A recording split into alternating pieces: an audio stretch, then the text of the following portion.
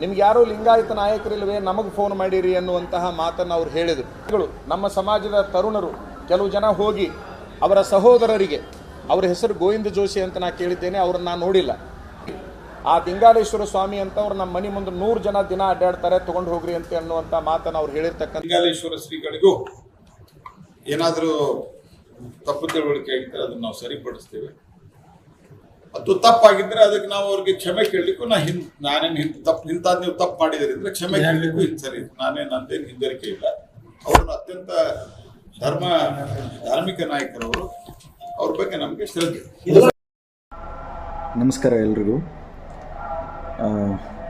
ನಾನು ಇವತ್ತಿನ ದಿವಸ ತಿರುಪತಿಯಲ್ಲಿ ತಿರುಮಲದಲ್ಲಿದ್ದೇನೆ. ಹಿಂದುಗಡೆ ಸ್ವಾಮಿಯ ಸುಪ್ರಭಾತ ನಡೆದಿದೆ. ಇಲ್ಲಿ ಒಂದು ಸುದ್ದಿಯನ್ನು ನಾನು ಕೇಳಿದೆ. ದಿಂಗಾಲೇಶ್ವರ ಸ್ವಾಮಿಗಳವರಿಗೆ ಜೋಶಿಯವರಿಂದ ಅಪಮಾನ ಆಗಿದೆ.